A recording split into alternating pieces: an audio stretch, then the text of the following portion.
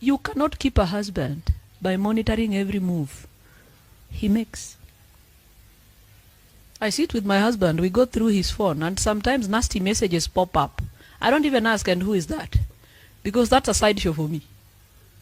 I don't waste time in it. There are many things I need to do than ask who is Nancy. Who is, and you've read the message, so it's a short message. I miss you, period. I love you, period. And he said, I have seen it. I don't bother. It doesn't. I don't care. I know how to fight my battles. I'm not driven with jealousy and envy. It does not. I know the God that I serve. So when I also receive my messages from my tycoons, I forward to him just for him to know he's not safe. He's not safe. And they'll ask me, who is that? I say, but it's the same people that I see in your phone. So you're terrified now. Hey, just know I can leave any time. I can leave. Friends, there is no better weapon than prayer. It's the best way to keep your home, keep your children, and keep your spouses. If you have noticed, we don't have lots of men in church. Not because they don't know God. It's because that is the object of attack. And I wish our women would understand. The devil is not interested in the woman. The woman is his agent. He's interested in the man. That is who he's interested in. So careful. Think twice before you walk out. Think twice. We have ended up in nasty situations. Nasty. Right now, I have a friend who has died. Has not been buried, is now going 1 month. Why? She was married. They have 2 children with this man. They have since grown up. Over 20 years old, the 2 boys. And when this marriage couldn't work, the man married another woman. And she couldn't stay. So she got another man to marry her. Unfortunately, this other man started out like a boyfriend. You see? Those boyfriends just start. Before you know it, they are now visiting you in the house. Before you know it, you have 2 children with him. But they have never visited your home to take dowry. But you see, they cannot take dowry because the other man has not taken back his dowry. Dolo we say waro dog. Kama ulilipiwa ng'ombe, hakuna mtu mwingine ataleta ng'ombe unless yule wa kwanza arudi achukue ng'ombe zake. Hata hapa ni hivyo. Oh yes. So yule wa kwanza hajawahi enda kuleta. Baba na mama walikataa. Walisema mwanaume tunajua ni moja ambaye alituletea ng'ombe. Hatutakubali ng'ombe kutoka kila mahali. Leo tuchukue hii, leo hii. Wewe songa na maisha yako, si tunajua mwanaume mmoja. She has died. She has left 2 sons over 20 and 2 kids from this other man. We were preparing for the funeral because the son said our mother must be buried in our home. Now you hiyo in our home hajajengewa sababu she walked out before ajengewe, so yule bibi wa pili alijengewa. So yuko pia wakasema hatuna shida, ni mke wetu, tutaonyesha watoto shamba yao. Watoto wakasema tutajengea mama yetu nyumba yake kidogo na firstborn awekewe esaiga yake, wazike mama yao.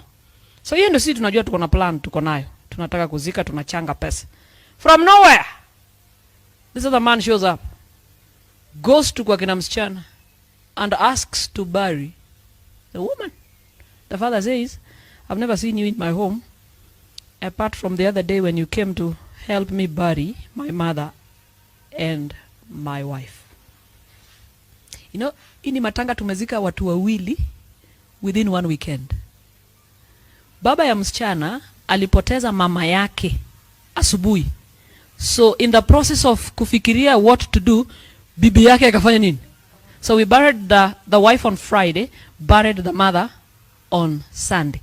Alafu hardly 2 weeks, the daughter has died. So when they came, you know, he's still mourning. He's mourning his mother, mourning his wife, and now mourning that daughter. So the other man comes, asks for the body, and he says, I only know one man that brought me cows. You've never brought me even chicken. I only saw you when we had funeral some 2 weeks ago. That's when I saw you. But we didn't even talk. So I cannot give you my daughter to go and bury. Anamuuliza unaenda kuzika wapi? Ati nitamzika kwa boma ya nyanya yake. Hasa kama unajua uwezi mzika boma yako, mbona unataka kumweka kwa ya nyanya yake? Because he also has some other woman on the other side. So the father refused, say tunapeleka kwa mume wake wa kwanza, ameshakubali kuzika. Because there's nothing to show that you are married.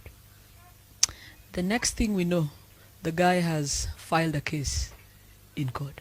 So as we speak, we are still battling it out. Where? In the courts. Hata hatujui mahali imefika, tuliwacha kata maneno ya kuchanga. You see how we complicate life? Because now you wonder, kids are now struggling for identity. The boys think if our mother go there, we will never visit, because that is not our home. But there are these other two small ones. That is not their what? Look at how we complicate life. And confuse our children. The singles that are here, I don't know if you have children. Do you have children? Is it easy to raise up those children? It is not. It is not.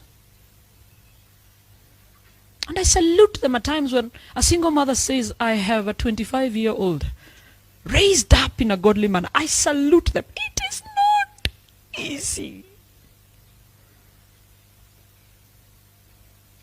Tough. So those of us that are young here, can I, one day this guy will disappoint you, because this guy is not an angel. One day, God forbid, now look at the way you're looking at me like, oh, najuaje. One day, people who are disappointed, no one ever plans for disappointment. But because you're dealing with sinful human beings. Have pastors been carried away? Yes. Have pastors been carried away? Yes. Do we have pastors with children out here? Yes.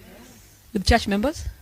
And at times I wonder when a girl gives birth to a child with a pastor, whether they're thinking they'll give birth to another Messiah or what, I'm not sure. Even pastors are fallen. Because sin is no respecter of persons. The devil can knock at your door anytime. David, who was a man after God's own heart, the devil knocked and gave him Bathsheba. That was the beginning of him going down.